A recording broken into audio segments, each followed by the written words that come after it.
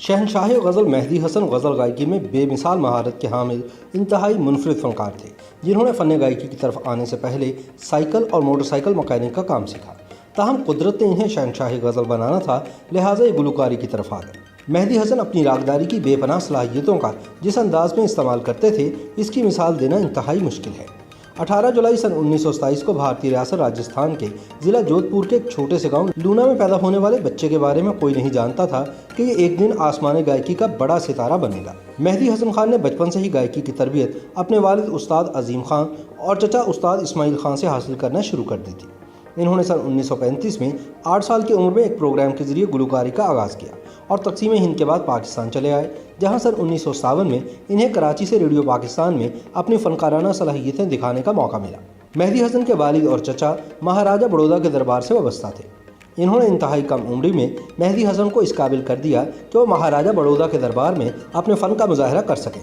मेहदी हसन के फ़न को निखारने में इनके भाई गुलाम कादिर ने भी अहम किरदार अदा किया, जो लखनऊ की मौसीकी की मुमताज़ दरसगाह के फारिगुल तहसील थे और इसी बाइस पंडित कहलाते थे। क़याम पाकिस्तान के बाद मेहदी हसन और पंडित गुलाम कादिर लाहौर चले आए, जहां पहले इन्होंने फिल्मी सनत में कदम जमाने की कोशिश की, मगर खातिर खा कामयाबी ना मिलने के बायस ये चीचा वतनी चले गए, जहां इन्हें साइकिलों की मुरम्मत का काम भी करना पड़ा। फिर इन्होंने सक्खर के एक मैकेनिक से कारों को ठीक करने का हुनर सीखा। मेहदी हसन पेट पालने के लिए गाड़ियों के मैकेनिक का काम तो कर ही रहे थे, मगर मौसीकी से इनका लगाव जुनून की हद तक बरकरार था। उसी ज़माने में इन्होंने रेडियो पाकिस्तान कराची में मौसीकी के प्रोग्रामों के हुसूल के लिए ऑडिशन दिया।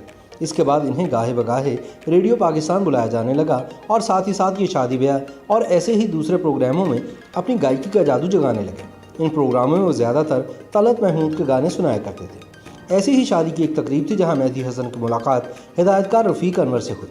रफ़ीक अनवर को इनकी गायकी बहुत पसंद आई और इन्होंने मेहदी हसन को अपनी फिल्म शिकार में गाना गाने की दावत दी। मेहदी हसन ने ये दावत फ़ौरन कबूल कर ली और कराची आकर 4 नगमात की रिकॉर्डिंग करवा दी। कहते हैं कि ये वो दौर था जब फिल्मी मौसीकी पर सलीम रज़ा और मुनीर हुसैन का राज था और अहमद रुश्दी आहिस्ता आहिस्ता अपनी जगह बना रहे थे। ऐसे में सन 1962 में फिल्म ससुराल में मौसीकार हसन लतीफ़ ने मुनीर नियाज़ी की गज़ल जिसने मेरे दिल को दर्द दिया, उस शक्ल को मैंने भुलाया नहीं, इसको गाने के लिए मेहदी हसन का इंतखाब किया।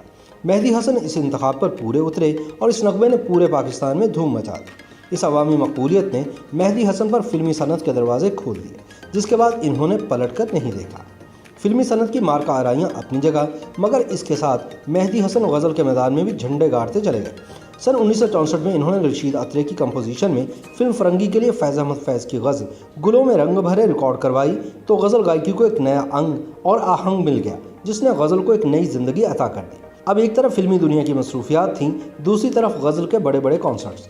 मेहदी हसन की आवाज़ हर फिल्म की कामयाबी की ज़ामिन बन गई और गज़ल की गायकी ने इन्हें शहनशाह गज़ल के मनसब पर फाइज कर दिया। मेहदी हसन और अदाकार मोहम्मद अली की जोड़ी का इश्तराक बहुत पसंद किया गया और कहा जाता था कि मोहम्मद अली की मकबूलियत में मेहदी हसन की आवाज़ का बड़ा हाथ है। मगर मोहम्मद अली के साथ साथ वहीद मुराद के लिए भी मेहदी हसन की आवाज़ को बेइंतहा पसंद किया गया।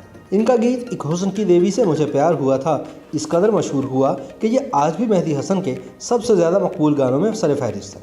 बॉलीवुड की मारूफ गुलकारा लता मंगेशकर ने जब उस्ताद नियाज़ हुसैन शामी की धुन में मीर तकी मीर की गज़ल पत्ता पत्ता बूटा बूटा हाल हमारा जाने है सुना, तो इनके मुंह से बेसाख्ता निकला कि मेहदी हसन के गले में भगवान बोलता है। मेहदी हसन ने मजमूई तौर पर 477 फिल्मों के गाने गाए। इनके गाए हुए गीतों की कुल तादाद 667 है। मेहदी हसन खान साहब एक फिल्म शरीक हयात में पर्दा सीमी पर भी नजर आए। इंडिया की हुकूमत ने इन्हें सहगल अवार्ड और नेपाल की हुकूमत ने इन्हें गोरखा दगनशाह बहू का अवार्ड अता किया। मलका तरन्नुम नूरजहां इनके बारे में कहती थी कि मैंने तानसेन का सिर्फ नाम सुना था, इनको देखा मेहदी हसन के रूप में है। मेहदी हसन ने अपनी ज़िंदगी के आखिरी 10 बरस साहिब फराश होकर गुजारे और वो कोई गाना न गा सके। सांसों को सुरों में ढाल देने के माहिर मेहदी हसन ने 13 जून सन 2012 को कराची में ज़िंदगी की आखिरी सांस ली। तवील जद्दोजहद अपने इख्तिताम को पहुंची, मगर अपने काम से इनकी गहरी वाबस्तगी हमेशा इनको चाहने वालों के दिलों में जिंदा रखेगी।